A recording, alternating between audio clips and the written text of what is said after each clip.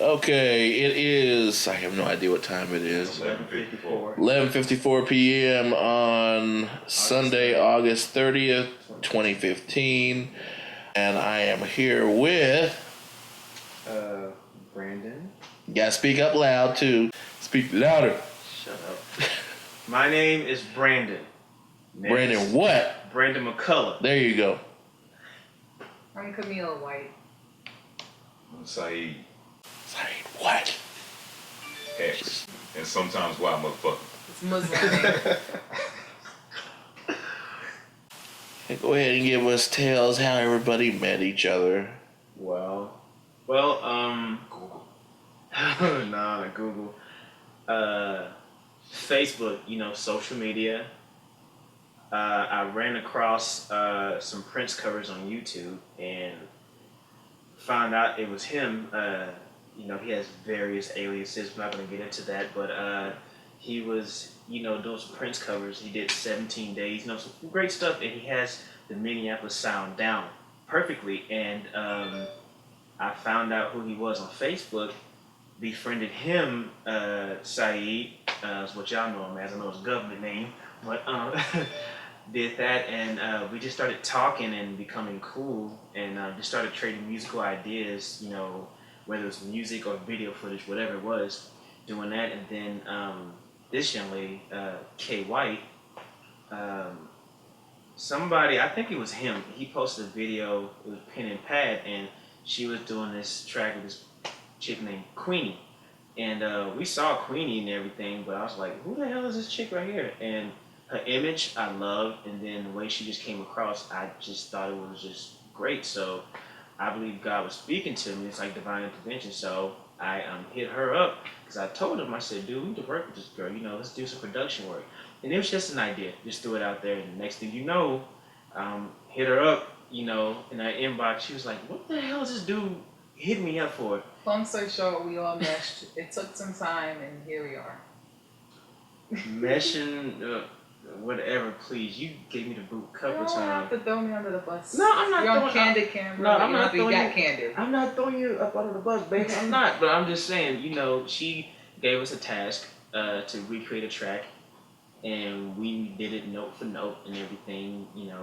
When me and him work together, we split everything down the middle, whether it's actual composition or mixing wise, and that's how it happened. And So everything's done virtually, pretty much. yeah, and we've been on each other for 2 years, so this is the first time that we're all together, flesh to flesh, face to face, and I can really say, I love both of them. It's different personalities, but I wouldn't trade them in for nobody at all. Your influences, musical style. That's anything that you want to say about you. Sorry, well, as far as musical styles are concerned, I don't know exactly. It just comes with whatever falls in my ear. And if it's interesting, I just look into it pretty much. And dissect it.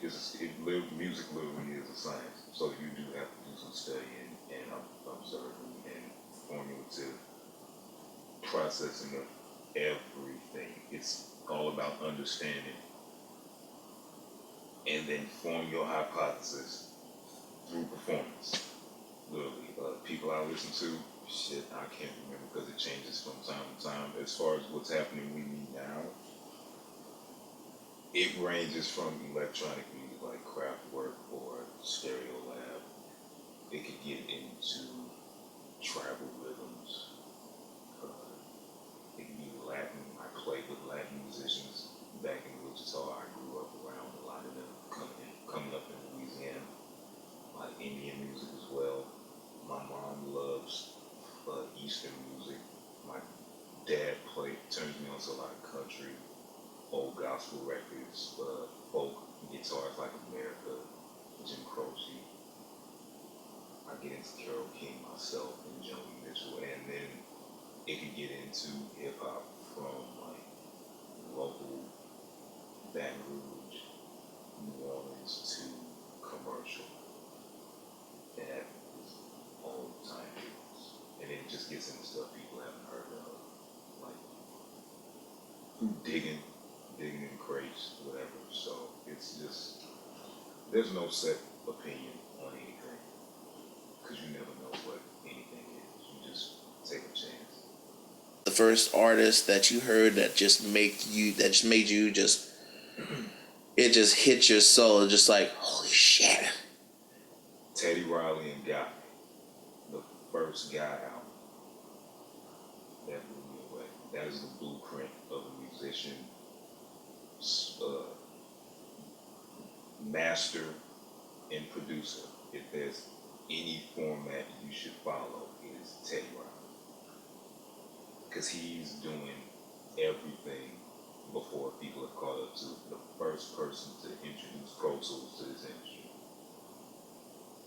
in its formative years, and then get it and master it and merge hip hop and R&B and soul and jazz and gospel. The first producer who's ever taken one sound and totally arrest every genre, have every genre on his shit. Teddy Riley. That's it. And the last person to do that was Dylan.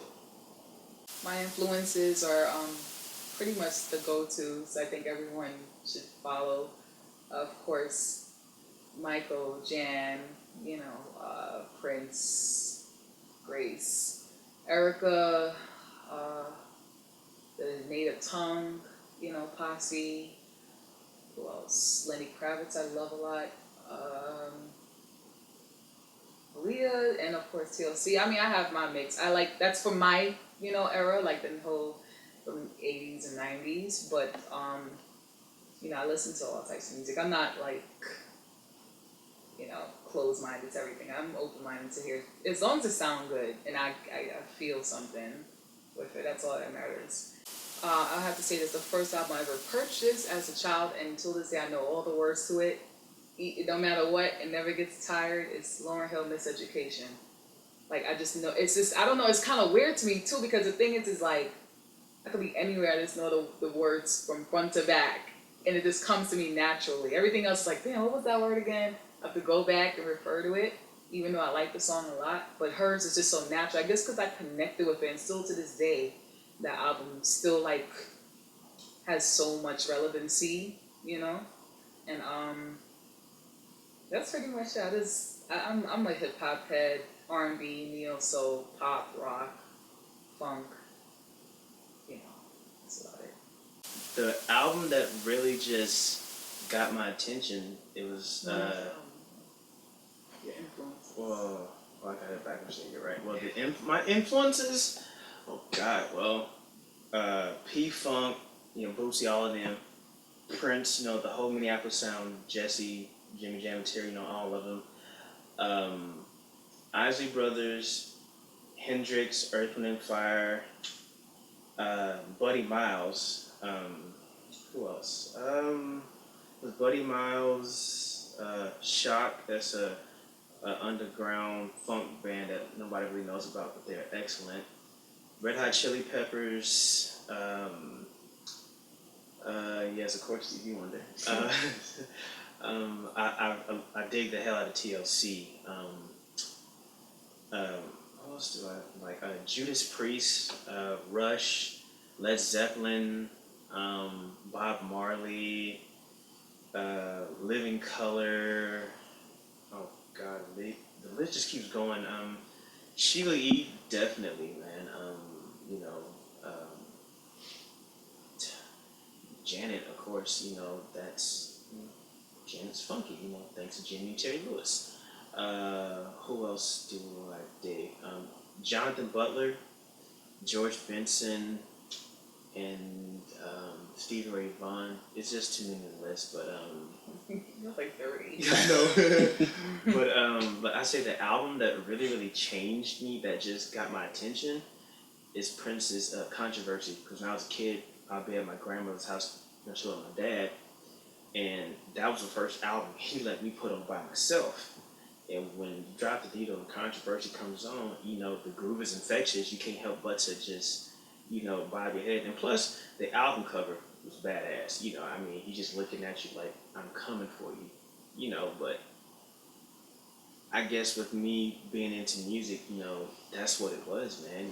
Controversy was the album that really got my attention. Not to say that, that one, was just the one, but that was the main one that, I connected with because, that's the first time that, me being 2 or 3 years old, thinking I'm doing something great, just putting a record on, the turntable and putting a needle on it. That was the one. And I remember being a kid in elementary school singing Jack You Off of Sexuality. Like, what you're singing?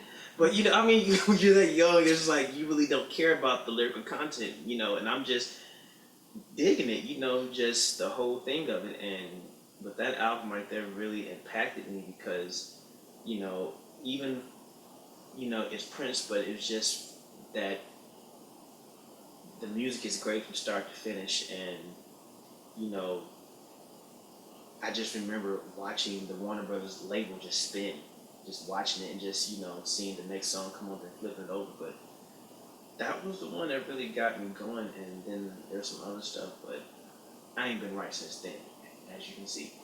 But that's really it, to be honest.